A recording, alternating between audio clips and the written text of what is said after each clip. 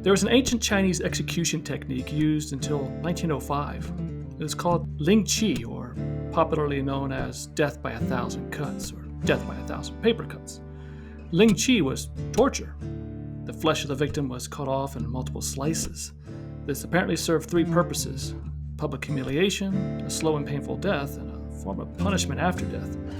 Ling Chi lasted a good 20 minutes, but some emperors were known to order it to go on for days. If your family could afford a bribe, then the victim would simply be stabbed through the heart. In Western society, death by 1,000 paper cuts is the idea of a system failure that leads to total failure. A single small cut probably won't kill you, your corporation, or product, you get the idea, but the cumulative effect of thousands of cuts, and one simply bleeds to death. In 2008, critical race theorist Dr. William A. Smith coined the term racial battle fatigue, or RBF, to describe the racially charged experiences faced in particular by African American men and women, and the emotional, mental, and physiological impact on them. This is racism, not by one public act like a lynching or police brutality, but by thousands of acts of microaggression and such. This is Loki Mulholland, and it's time to get uncomfortable. Well, today we're joined by our usual guest, freedom rider and civil rights activist Levon Brown. Levon, how you doing? Good, Loki. How are you? Doing pretty good. Well, hey, I decided to mix it up a little bit and see where this discussion would take us with both of us talking with our guest. Um, but I'm going to be honest with you. Once we finish reading all of his bio, we're probably going to want to pack it up and head on home. Because we don't belong in this man's orbit. I'm just going to be Yeah, honest with you, Levon. I saw that. I just, I'm gonna go eat now. All right.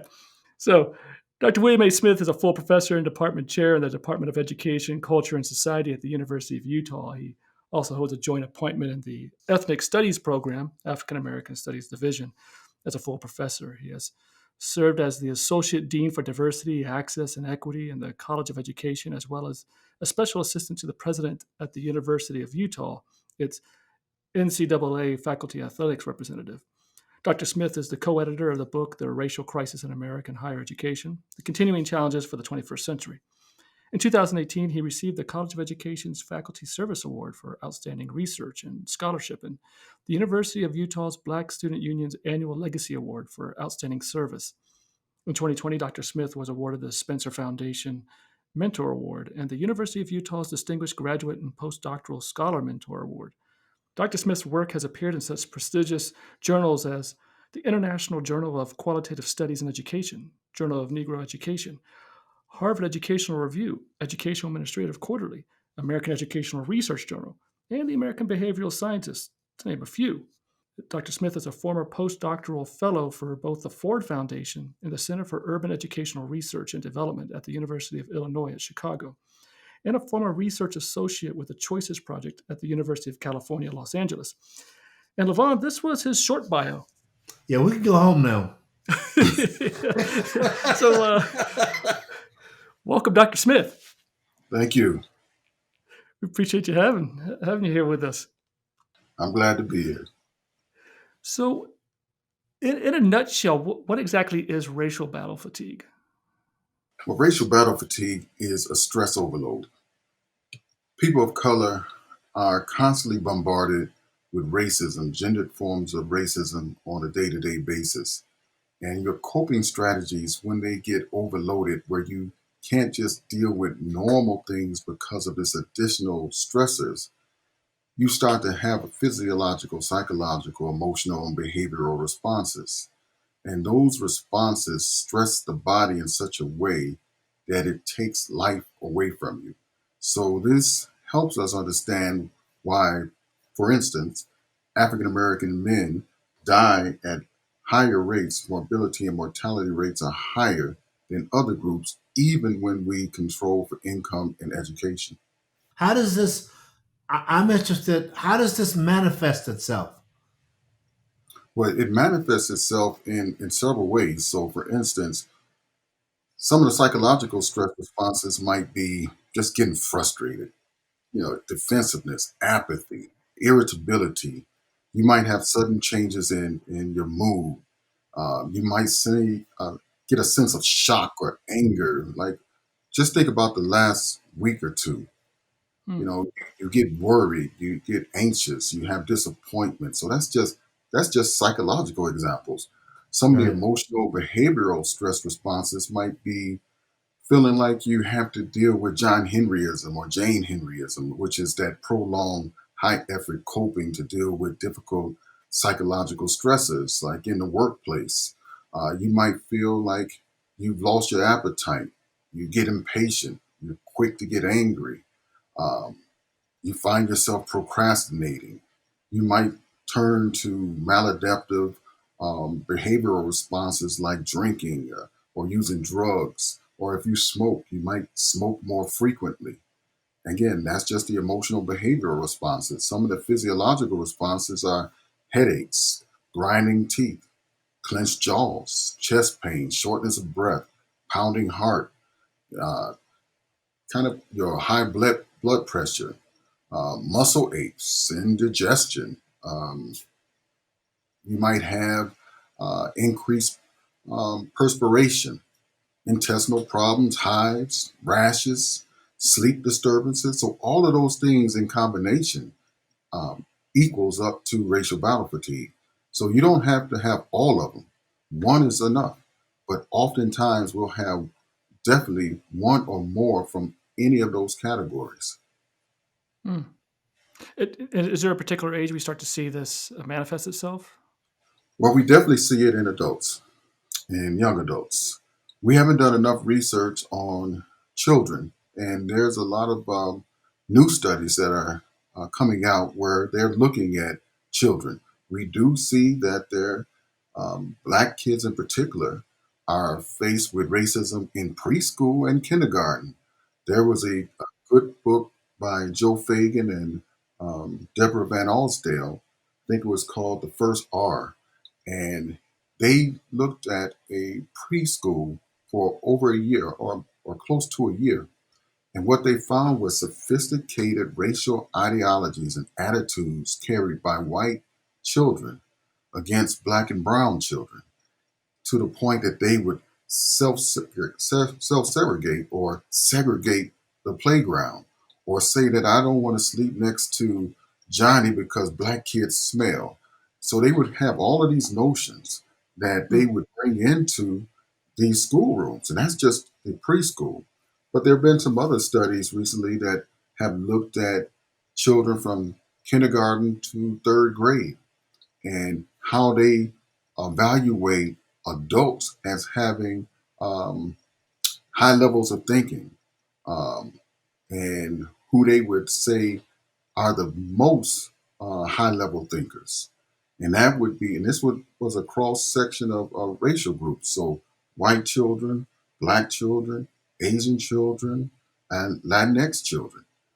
And what was found in that study um, was real interesting. All the children came out with the same ranking about adults' abilities by race. And they were only looking at white females, white males, Black males, and Black females. And in that particular study, all the children said that white males carried the highest level of esteem and intelligence. And then there was kind of a tie in the middle.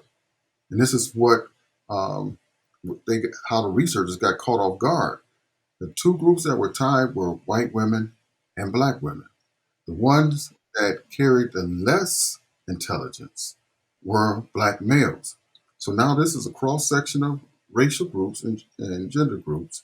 And what does that mean for particularly Black boys, when they even have said that Black men have the least amount of intelligence? But also, what does that mean for their experience in that school? Hmm. What is the school classroom experience like? What is the low teacher expectation like? Can this help us explain the school to prison pipeline? How Black boys are forced out of education into special ed and then into prison? So all of these factors are things that can contribute to us learning more about the experience of young children of color, particularly Black children of color, to see that they are experiencing these racial microaggressions and macroaggressions, and maybe even racial battle fatigue as early as preschool and kindergarten. Yeah, well, I guess what I'm saying is when we finish studying, black kids, white kids, what is the practical application of all this research? Like, what do they say to the children who are experiencing this and don't know it? What do they say to the adults that are experiencing it? I mean, what is the application? What Okay, do we what? Yeah, when do they know? okay, who is the they you're talking about though? So then I can answer it. People in general. When do the kids know? Okay, What so what, what is it? What I'm saying is, like, we have research that this right, thing is happening. So what do we mhm, tell the kids? What do okay. we do with it? Well, there's scholars like Howard Stevenson, who I lean on quite a bit. He's a psychologist. And what Stevenson and his colleagues have um, re-emphasized for the Black community is how important racial socialization as a coping strategy is for us at all ages.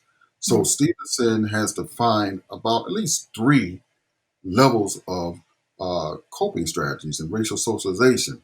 So one is protective racial socialization. To be in that area, you would believe that the world is racially hostile and worthy of distrust. So they encourage you to discern between a supportive environment and a hostile environment, and just to be very cautious on how you engage certain domains. Okay. Then within that is racism awareness teaching, which is really important, especially for our young children, because if they don't understand age appropriate racial and racism awareness teaching, when they go into these schools, their identity is attacked. Yeah, I could see that. Yeah. Yeah. On top of their identity being attacked, then their ability to achieve at the highest level is attacked. The next Right. one is proactive racial socialization. And those beliefs encourage the individual to succeed as a function of their internal talent, their cultural heritage, and it pays less attention to the kind of external oppression. But Hmm. that's one that you're going to have to really have some strong racial socialization so that you feel that you are so well prepared to enter a racist domain that's ready to attack you, that you are well equipped with those resources. Now, there's Hmm. about three subdomains in that area. There's the spiritual and religious coping. There's the cultural pride reinforcement, which is incredibly important. And then there's the extended family caring. And we know how important that is.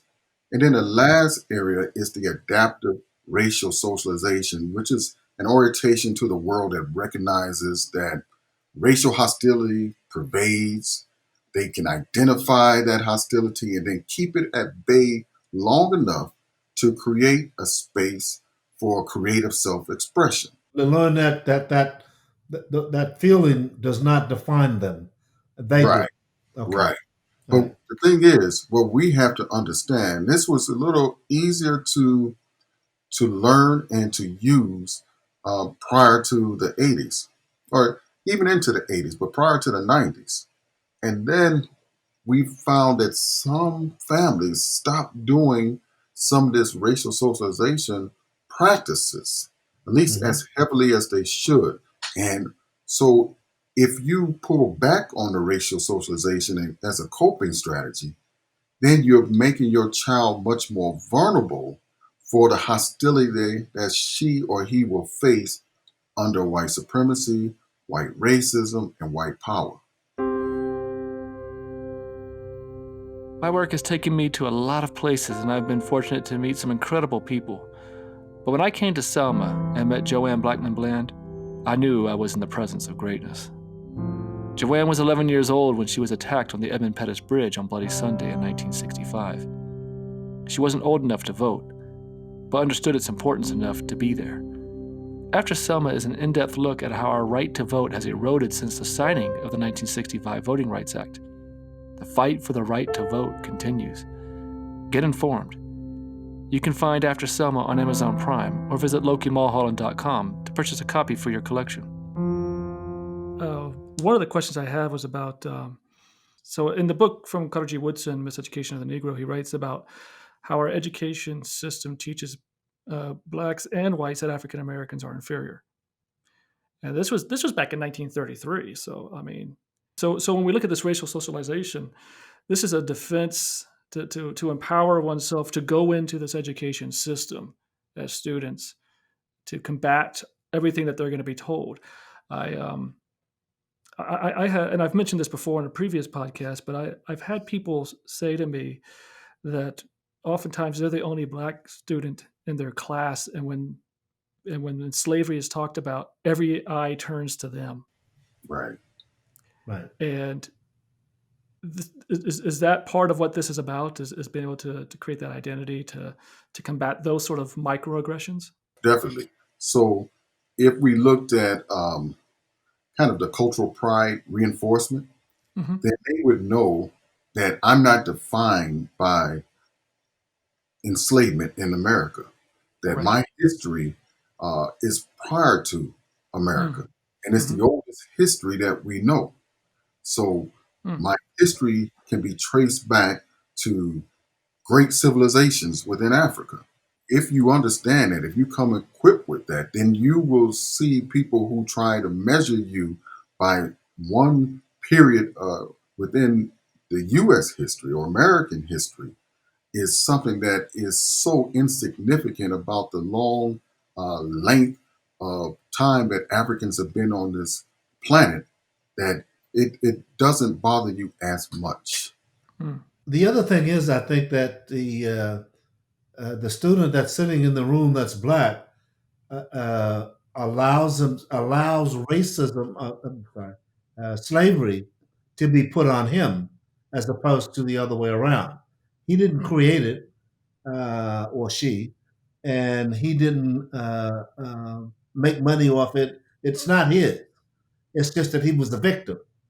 And I think when students do that, when they turn around and look at the black person, if the person understood enough about the history of slavery in this country, slavery existed all over the world, but in this country, that he had nothing to do with the creation or the promulgation of slavery.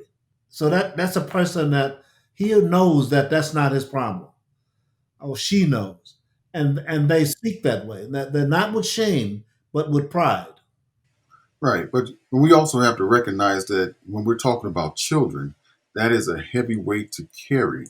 And so Mm, when you have a whole classroom of white students who turn around and look at you, it's not that that child has put that weight on their back.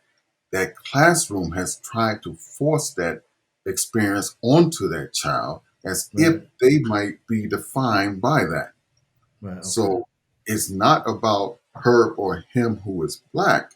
It's about those children, those non-black children, who are right, trying to define and connect that situation to that child.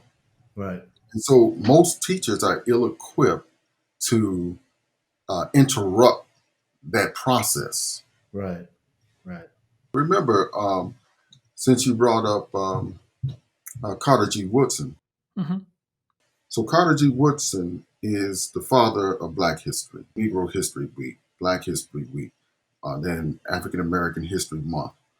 Um, remember, he was only allowed to start talking about Black history from slavery, even though if you really read him closely in some of his works, he connects that pre-enslavement, but only in the schools could you teach about African American history starting in slavery. Most of us never got that lesson that showed where we came from, the continent that we came from, and the great civilizations that were on that continent. Mhm. We tended to get European history. So when we talked about other groups, we can see the greatness that they came from. But that wasn't true for Black people. And what's interesting is thinking about this from the standpoint of slavery is obviously what white people are very quick to say, well, I never owned any slaves. And really our history really kind of makes us devoid of that, if you will. But again, these kids would turn around and associate immediately. These white kids would turn around and associate, okay, well, the African American student would say, well, I was never enslaved. But yet they're very quickly identified that way Right, through that history that is taught. Um, but then white kids are able to see the statues of the monuments and so forth to all these supposedly glorious individuals like Robert E. Lee and so forth, and so slavery is again put in this sort of positive spin, um, without actually saying that it's positive clearly. But yet, when you're glorifying a Confederate soldier, I mean, what else are you saying? right. So there's even though there's something, obviously the very dark nature, the horrible nature of slavery, we've been able to meld it to make ourselves look at least passable with it, Hmm. to the point of where we'll even say, and so I just read in a textbook that this is a textbook from today that, gosh, what was the line? It was one of those sort of things of like, it was the happy slave narrative basically, but it was that, and some slave owners even treated their slaves kindly. It was like, wait, what? That paternalistic, reference. The Right. one of the problems is that even the white people who run things don't really understand, or the ones who run things know what it was about. But the average person doesn't know what slavery was about or what it did to them. So all these people that are running around angry now that all these kids are in the street, and they are not sure, they don't know why they're angry. They know that these kids are looking to take something from them, but they don't have anything. A lot of the Trump supporters and all those people, they don't really have anything, but they hold on to their identity or what they consider their identity because, quite frankly, we have allowed them to do that, to live in that comfort that, well, I'm white. I may not have anything, but I'm white. And I think we are now stepping out of that. And we've tried at various points in history, we've tried to assert who we were. And then we've said, well, we're going to be a part of America. Uh, and then so now what's going on, the reason I said what I did when we were talking about feeling proud was when I look out there, I see people learning who they are. And I see more books than I used to see, not in high school. But when somebody tells you to read something or see something, or you're treated a different way, despite the fact that you're black, and I think that's happening. It's certainly not happening enough, but it's happening, and that's what I meant by that. Hmm. That a lot of the white kids don't know. Oh yeah, well, they don't know anything. No, they don't. Yeah. Um, there was something you said before, very, very beginning. You were talking about uh, a John Henry or a Jane Henry. Hmm. Can you talk about that a little bit? Yeah, it's just trying to go beyond the human ability to cope with any circumstance, but particularly racism and discrimination. So, this was an old folklore tale, and I hear they're making a movie on it. I'm sure it's going to be an anti-black male sentiment running Hmm. through it, like most movies are these days. But the old folklore was that he was a coal miner, and they were going to be replaced with a machine.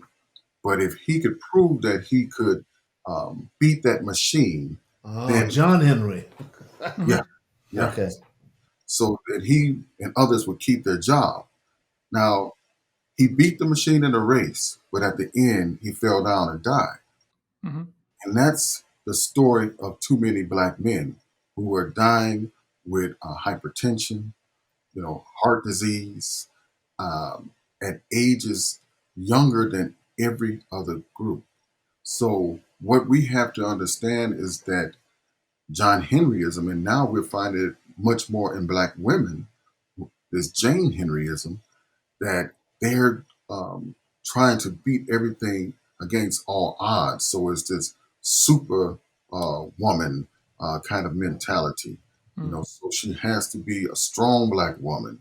I just got an article the other day that somebody sent me how whites see blacks as superhuman, but Mm-hmm. then we have to be bigger than our problems. And nobody can be bigger than white supremacy. No individual can be. So when you put that on your back and you try to beat it uh, against all odds, Mm. that makes your stress load so high that you're going to have psychophysiological problems. Mm-hmm. Is it now happening so much to the women because the men have either stepped back or been forced back, and they are no longer a part? One of the things I notice when I watch things on TV, and they're always talking about stuff happening, but they only talk about the women, and Yeah. in many cases, the men aren't there. Yeah, and I think it depends on the lens that you use because some black women would say that they only talk about black men and never talk about black women. You're right about that. Yeah, And I yeah, think there's some truth um, on both sides, but there's also some identity politics at play that tries to marginalize the other group, and that's just some mm, problems that we have to deal with. mm, But one of the reasons why you see black women taking on this role much more now than before is because they are showing up in spaces where it's predominantly black women out of the black group. right, Now on college campuses, we have um, a significant majority of black women over black men. right, And then you're seeing this in the professional world too. So they're taking on an additional role strain that used to be kind of balanced between the two. But right, because the attack on black men starts in elementary school, right. black boys in elementary school. So by the time that some, if they make it through high school, they're not graduating Right. at the same time as other people. So now we're seeing the data show that some black boys are taking 5 to 6 years to graduate from high school. Yeah. Mm-hmm. What we find is that black women go on, they tend to graduate in 4 years. They go on to college in higher numbers than black um, young men. They do. They Yeah. graduate at more significant numbers than black men. They go to grad school in more significant numbers than black men. They Yeah. finish, obviously, in greater numbers. So they're taking on these additional weight because they are the only ones there. So a lot of those Right. attacks that might have been aimed at black men are doubling up on black women. Yeah. Now, black women would say, well, I suffer from the oppression of intersectionality between uh, my race and my gender, but so do black men. We just don't have a sophisticated enough way of understanding it in a lot of our theories, but the data is pretty clear and it's not something that you really can argue with. But I think that the black men have taken on, in many cases, the behaviors of white men. So they put down, the only person left for them to put down is black women. Well, I haven't And seen that in my studies, but you have you have not seen that. yeah. So when we can probably find um, individual examples that don't relate to the whole group. Right. So, we can say that Candace Owens is black women, but we know Candace Owens is one person and she doesn't speak for all black women. Right. So, so those individual accounts shouldn't represent a whole group. So I just don't find, matter of fact, black men are much more supportive than every other group outside of black women for equity issues.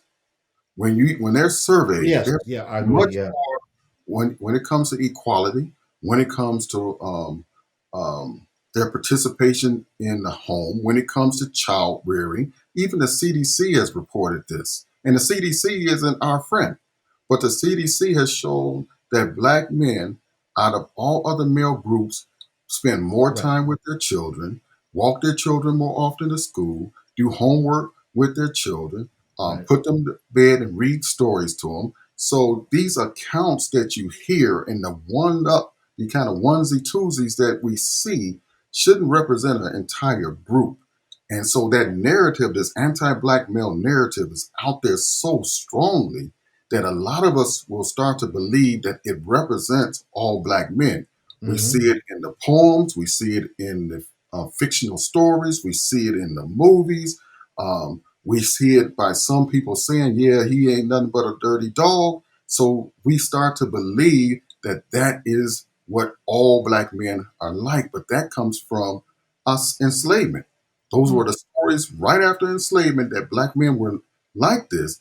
And so we as a country have a psychological disorder that makes us believe that black men are at the base of society. Hmm. Hmm. And then we fuel that with obviously the self-feeding things of mass incarceration and so forth that just kind of create that illusion. Right. Uh, Right. So it becomes easier to tell the same story. So if you turn on the television or you go to the movies, you'll see the same anti-black male narrative going through that, just like Harriet Tubman in the movie. So well, we went and saw that, and that became a discussion point. You and I, right, I think with the deltas, right? right, And that became a point of discussion that you made. right. So those are the things that are easily able to be um, scripted into a movie or into a text, and then we'll resonate with it and believe it because we've already been primed to think that way about black men. Hmm. And this is even black men and black women are primed to see it that way. But we get the same educational Right. treatment that white folks get. Hmm. So Right. we all fall prey to that. And remember what Carter G. Woodson said in that same book that you referenced, that even if you have a black person educated at Harvard who Hmm. comes and teaches in a black school, they can be equally as damaging as an insensitive white teacher. Mm. Hmm. Probably more so. Well, it could be more hurtful because you would not expect it from Exactly. home, but we have to remember that that person has been dealing with all of these psychopollutants and has been indoctrinated from a racist way of looking at black people in general, black males in particular. So we wouldn't expect anything less from some of the scholarship that we receive. It's just like this thing about black women aren't being seen enough about police killings. Hmm. Now, one death is too many, right? So Right. one black person's death is too many. That's um, a legal killing. However, on average, 300 black men are killed by the police a year. Okay. Around 15 to 20 black women are killed by the police a year. So that's roughly about 5%, a little less maybe. So if we put 315 names into a hat and we pulled out 10, we wouldn't know all the other names that are left in that hat. So what we have to do is say, all right, this is a system that seems to be stacked up against black men, that it targets them at a much higher level than it does any other group. Now, while we're trying to bring justice to that, let's make sure that we also are careful to make sure that black women aren't killed by the police. But I think if we can solve the one on black men, we can solve the one on black women. But we can't get into this. Somebody has to be more uh, um, oppressed than the other in every category. Right. We have to love each other enough to say, I see and hear your pain, and I can see how disproportionately you're impacted by this level of oppression. And I'm going to get behind you to make sure that we can ameliorate that. And then in these other areas where somebody else is being oppressed in greater numbers, let's get behind them and ameliorate that problem as well. Let's not fight against each other for who is the most oppressed. Right, I agree with that. In my other life, I'm a filmmaker, and one of my more fascinating films I created is the award-winning film titled Black, White, and Us. It's about viewing racism through the lens of transracial adoptions in Utah.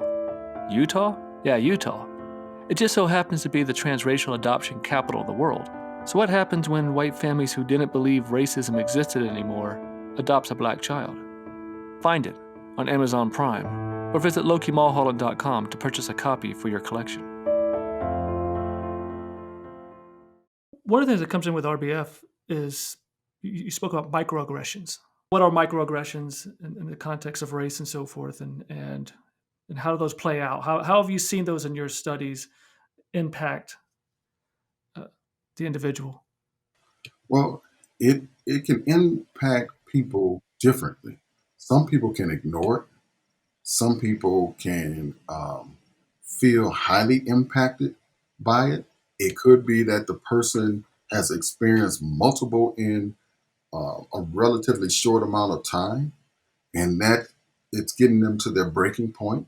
Whereas the other one person might be buffered. So, for instance, what if a black man is a barber and he's in a predominantly black barber shop, and all he's seeing is black men come in? Mm-hmm. He might not get many microaggressions during that day, but his wife might be out in corporate America working, and she's the only black woman in the office, and she's um, dealing with constant microaggressions that might challenge her intelligence, that might challenge the way she looks, that might challenge her skill sets, that she's more educated than everybody else, but it seems like people are getting promoted above her. So she comes home with a different stress load than her husband does. So those microaggressions can play out differently depending on the intensity, um, the numbers of microaggressions, the different types of microaggressions that you might face. It might be that she drove to work and was followed by the police for a mile before the police turned off, right? And so she's feeling a heightened senses of defense, that I might be stopped, I could be killed. So all of those things you have to take into consideration. But microaggressions are typically they're typically subtle, micro level aggressions toward people. Then you have your macroaggressions that tend to be more obvious, large scale micro or aggressions toward a group. So a macroaggression could be a lynching. A macroaggression could be um, George Floyd. Those are macro level aggressions that sends out these type of triggers to the larger community.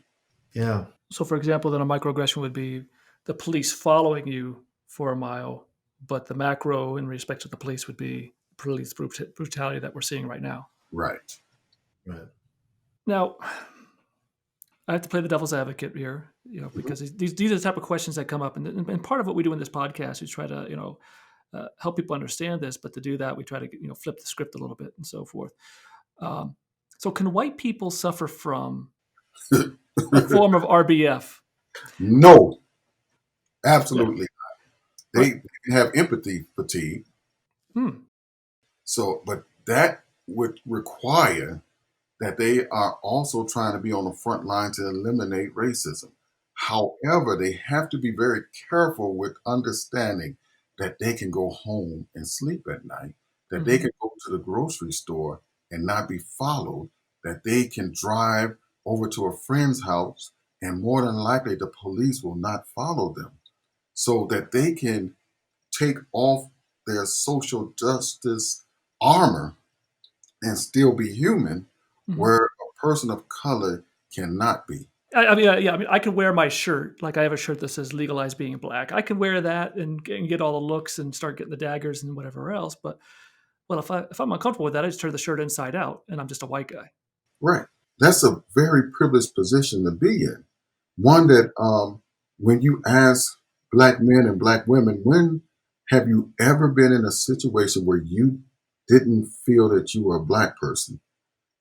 They struggle to answer that because most have never been in a position where they could feel free of being a black person or a black woman or a black male. What is that even the case? Even amongst if the entire room's African American? Well, you're still in a dominant society. So that's just a momentary relief that you might be in a group of people that are your friends or family and network. So, like in my house, I have a certain sense of control. But the other day, I was on my porch writing a letter to my department about all this that was going on to my faculty and my students. And earlier reports from the news or um, the police had said that white supremacists were on their way to City Creek Hmm. and there could be potential trouble. This is Salt Lake City we're talking Salt about Lake here. City, yeah. And then all of a sudden, I see a truck of people go by with Aryan paraphernalia on, with a U.S. flag flying out of the truck bed. So my angered attention um, got turned away to protecting my family Right. and also removing myself from the front porch because if some more trucks were to come, they could identify my house as a black house Right. and could Right. potentially um, um, terrorize, my house. So I had to be very protective of my family, and that raises concern. So while my house is a safe place normally, It exists it's in the over. world. Yeah, exactly. I Yeah. still am a part of the larger society. Well, and we have a mutual friend of ours whose car was bombed Right, in Salt Lake City. right. I don't know if you know about this Levon Brown. I Levon. don't. I don't know why I use your last name. Yeah, I don't either. But there must be something there. But yeah, in Salt Lake City, Oh my uh, God. Yeah. yeah. Fortunately, it was pretty much a dud. Thank goodness, but Right. definitely rattled them, to say I the bet it least. did. So part of what I'm thinking about here, Dr. Smith, is that um, so you can be in let's say a setting like at a hotel, convention gathering, whatever it might be, and it's everyone's African American in the room, but at some point in that meeting, the fact starts to creep into your mind that, well, I have to actually drive home now, right? Yeah, And so now you have to start thinking about the process of driving home. Where's my keys? Where's my wallet? It's not the same way a white person. Well, I just go to my car and boom, I'm gone. right, But at some point, those microaggressions start to creep in. Of okay, is it going to look like I'm reaching for a gun if a cop pulls me over? What's going to happen here? What's going to happen there? So those calculations that you have to make, are those part of that racial battle fatigue as well? right. And it's really when you're off guard. So oftentimes people of color are on guard, trying to protect themselves from these type of aggressions. And that's wearing on the body as well. But when you're off guard, you're vulnerable. So let me give you an example. Um, I'm a member of the Association of Black Psychologists and Association, American Sociological Association, and Association of Black Sociologists. The Association of Black Sociologists and the American Sociological Association basically meet back to back. And so the People who are members of the Association of Black Sociologists, we go to our meeting first and then go to what was the parent organization before we separated back in the 60s, go to that meeting. So we were in San Francisco in a hotel where the host hotel, and it was a bunch of Black and Latino professors, Hmm. male professors. We were in uh, kind of like a lounge area on the right from the foyer of the hotel, having a great time, laughing, enjoying each other's company, seeing each other, celebrating each other's work. And then a more senior colleague, a white male, came, this was at night too, came up to us and said, "What is this, a gang meeting?" Oh, Jesus. And the laughter stopped. The air went out of the room. And then he went on about his business. He probably didn't think much about it after that. I'm sure he But didn't. we did not feel like socializing, enjoying each other. I mean, we were paralyzed because we weren't on guard. We were off guard. We were relaxed. We were enjoying each other. We were feeling human for the minute, and bam, he came with these assaults, right? And disrupted the energy of the room. And so while some people might say, well, that's you should be able to rebound from that.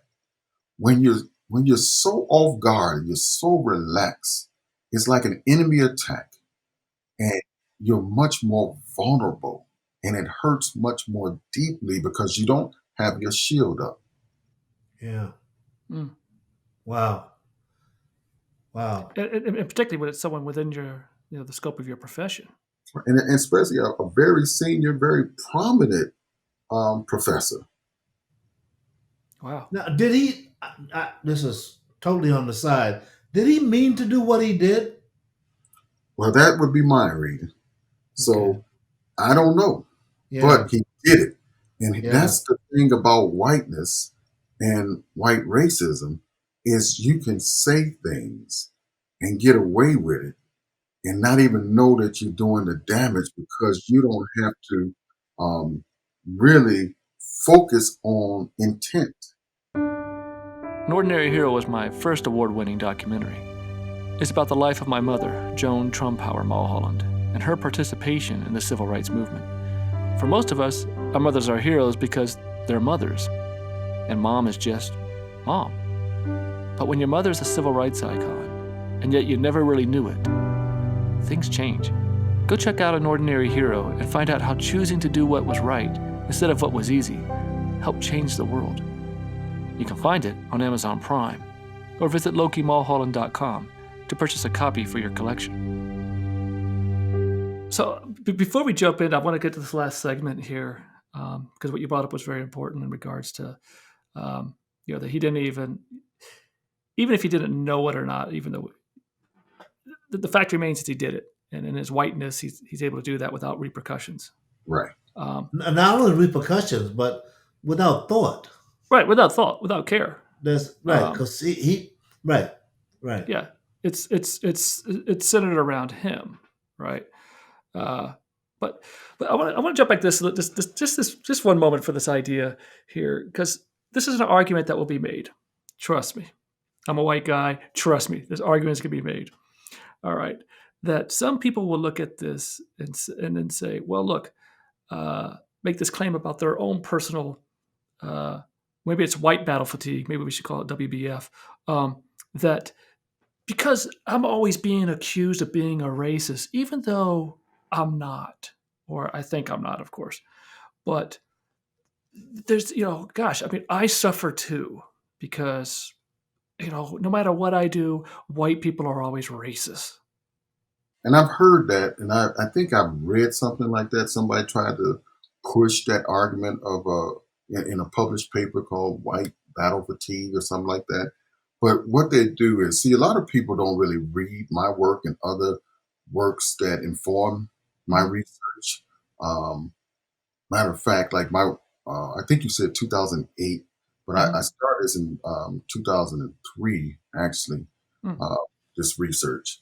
And um, actually published it in 2003, but talked about it at conferences before that. So what they don't understand that this is based on a biopsychosocial model. And so when you look at that, you just can't claim white racial battle fatigue or white fatigue or however you want to define it when it's not anchored in research. You might say something is white fatigue, but does it operate at a level that it compromises your biopsychosocial health? Mm. No. You still benefit from the whiteness of our society and the white privilege that you have. So you're not going to have higher forms of diabetes. You're not going to have cancers. You're not going to have ulcers. You're not going to have migraine headaches about being a white person in the US or anywhere else in the world. So Mm. you're not going to respond in ways that you're going to withdraw from society or don't want to talk to people. You're not going to have a stress overload in any of the areas that are around your psyche, your emotion, your physiology. So that is not something that would be commensurate with a racial battle fatigue episodes within communities of color. So get over it. White people can't always be seen as having the same things and same, like it's a privilege. Who would want to claim that?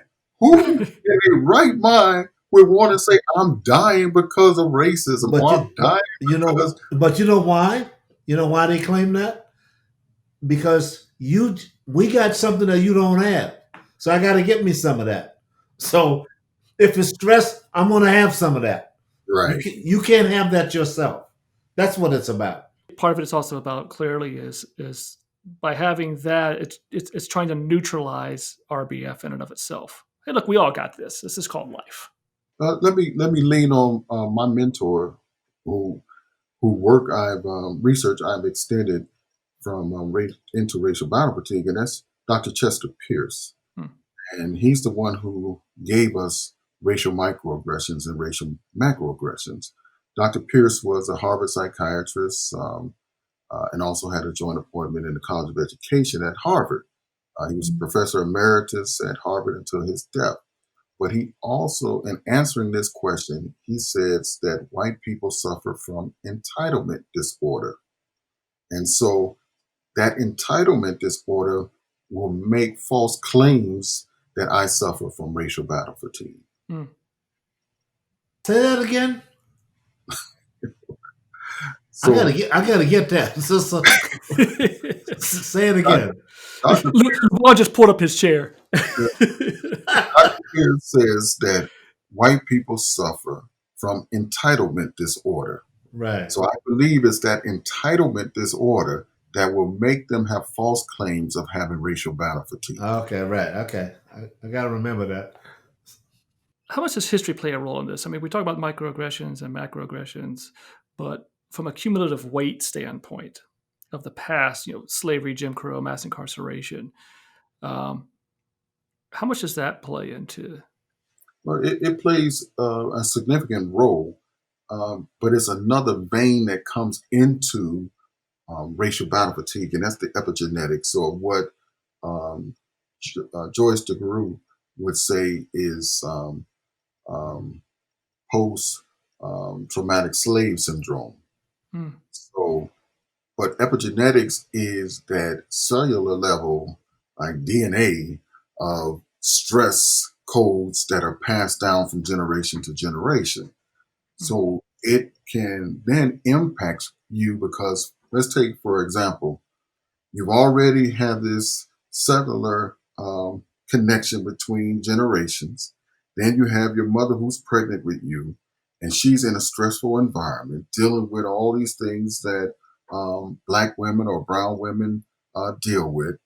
And now that baby inside is feeling that energy of stress. So they come already born stressful, stressed out, right? Right. Right. But I mean, there's something about that African energy, African spirit that can help mitigate a lot of that stuff. But they're still under forms of stress. And we've seen plenty of research that have looked at babies who were born in low income, very violent communities and how, stressed they are, at birth. Hmm. So I mean, a close connection. Um, so what role do white people play in ending RBF? What should, as me as a white person, what should I be looking out for? How do I regulate myself to avoid contributing? Well, I think one of the major things that white brothers and sisters can do is to help dismantle white supremacy. You're going to be like Joe Fagan, the sociologist that I've referenced before. Dr. Fagan has a couple of books, Racist America. Now, he's a white man. He's written over probably 30 some um, academic books and over 300 research articles. But his book, Racist America, and he has another book. I'm blocking on the name right now, but it's based upon one of his frameworks that he uses. The white racial frame is what it's called. Hmm. And so he helps us to understand what this looks like and how we need to dismantle whiteness and how we need, and he doesn't like the term whiteness because he thinks it's too vague, but how we need to dismantle whiteness and white racism and white privilege. So in that research, he talks about front stage racism and backstage racism. And he says that if non whites saw how much racism was like anti black racism was in the backstage versus what they see on the front stage, Hmm. we would just all be depressed. So he's done some incredible work. He did a national study. He's a qualitative researcher, but he was acting a little bit more like a quantitative researcher by having white students keep diaries. And he had well over 1,000 diaries that took quite his research team quite a long time to analyze. But what he found was all of these domains where white folks would say things behind closed doors that they weren't saying on the front stage, as he called it. Hmm. So, Right. in the presence of people of color, unless it was a quote unquote token person who they felt comfortable saying things around. So, why I bring that up is there's a lot that goes on that we'll never see. Then there's the things that's obvious to us that we do see. White people have access to all of those spaces, whether it's the front stage or the backstage, and they need to eliminate it. They need to call people out. They need to call systems out. They know when there's a glass ceiling on people of color. They need to break it so people of color can get their rightful places in occupational advancement.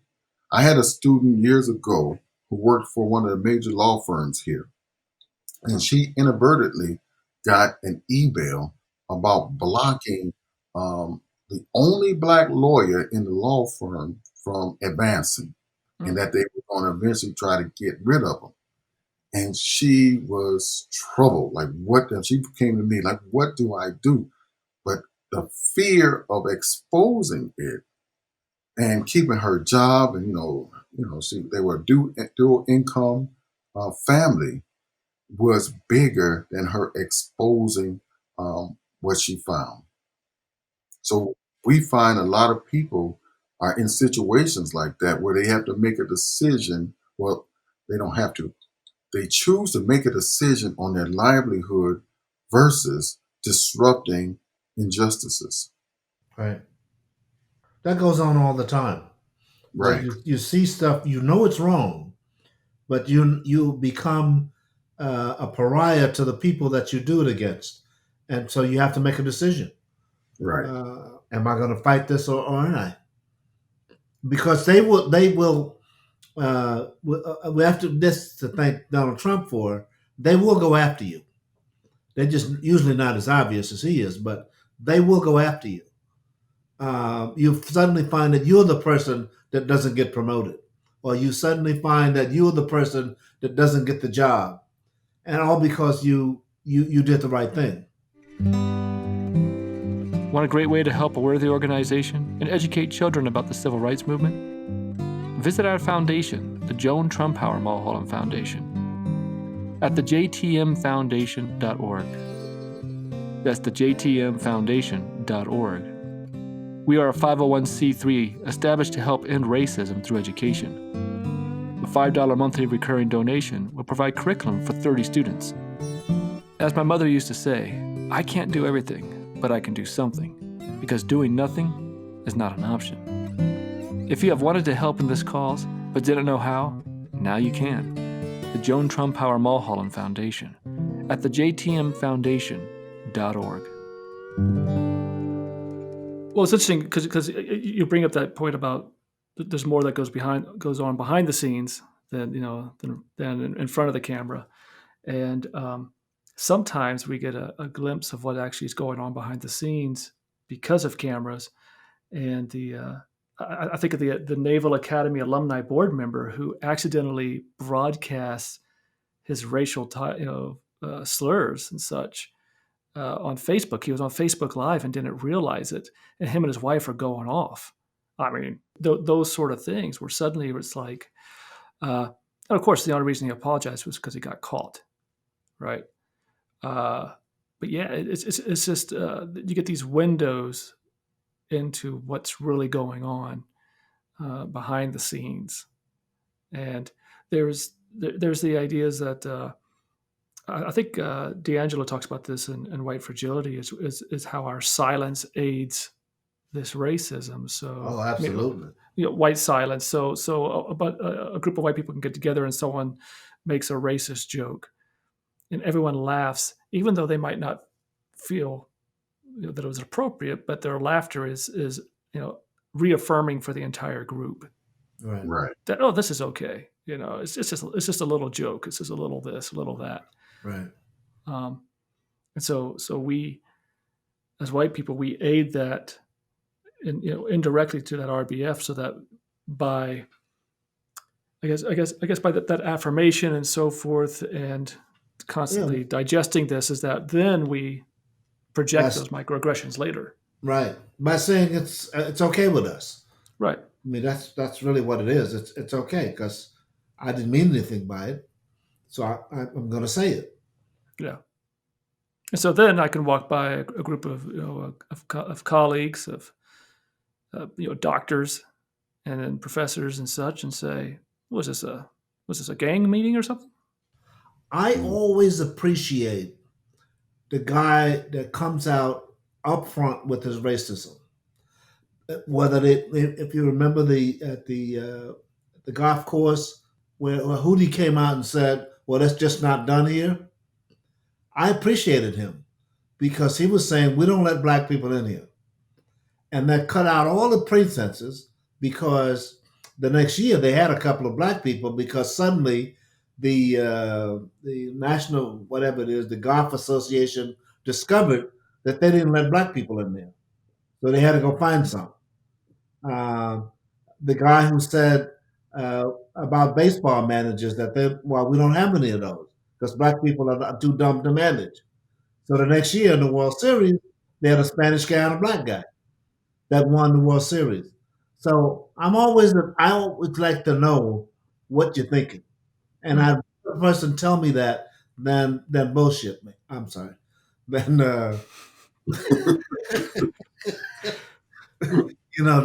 that pretend.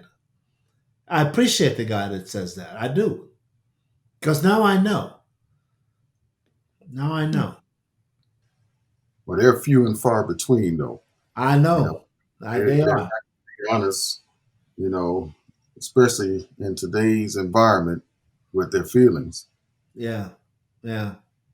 But, it reminded me of that image of um, Trump in front of all those police officers at a campaign rally Hmm. Yeah. or some kind of rally, and he says, "Don't be so nice to them when you putting them Yeah. in. You're trying in the car and you're trying to protect their head. Rough them up a Right. little bit." And Yeah. then all of those officers smiled, clapped, Yep. laughed. You know, and I always look through the crowd to see which faces just stayed frozen and didn't clap, and they're few Mm. and far between.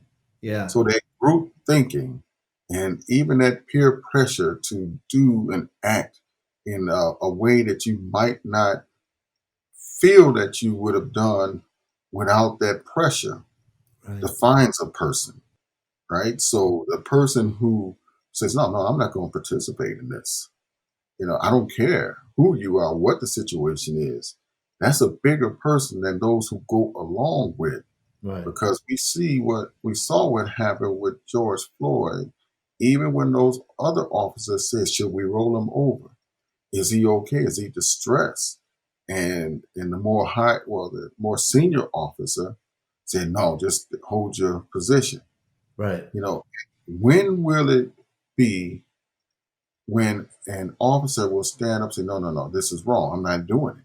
But we see Right. what happens when they do, because there was a black woman officer who challenged one of her colleagues for being physical with a person, and she got fired and can't get her Yeah. pension and all this other stuff. So Right.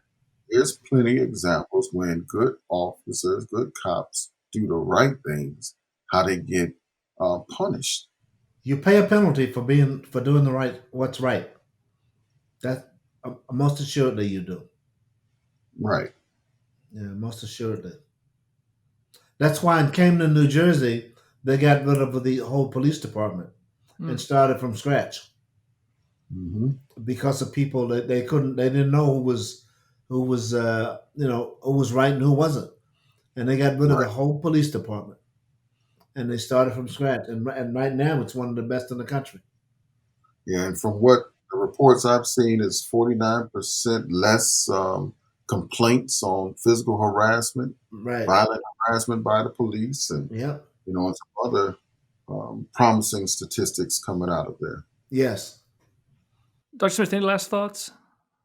Anything that you like to everyone to know about RBF and Well, I mean, RBF is real. Racial battle fatigue is real. We have to remember that racial battle fatigue is the result of psychological, emotional, and physiological stress overload from specific race and racist related relationships. And that's between a racially marginalized or oppressed individual or group and their environment. So this race-related stress is appraised by the individual as taxing or exceeding their available resources, and then that endangers their well-being or their health. So consequently, this is a disturbed person environmental racist relationship. So that is really the definition of racial battle fatigue. In order for us to try to eliminate it as much as possible, we will need all people to fight white racism, white power, systemic racism, institutionalized racism, global racism. I mean, all good people need to stand up and fight this. It just can't be on the backs of people of color or marginalized people. Yeah. Hmm. Well, thank you very much. I appreciate it. Yeah. It's nice meeting you. Well, I enjoy talking. Yeah, I mean, I need a dictionary now. To Look up half these words, but Oh I gosh. just I just wrote them down as he talked, so I'm okay. gonna look them up later. No, I got it. I got it. Right on. Thank you all. Appreciate it. Thank you again for listening. Make sure you head to my Patreon page at patreon.com/Loki Mulholland. Show a little love if you can, and get access to even more content. Until next time, don't be afraid to get uncomfortable.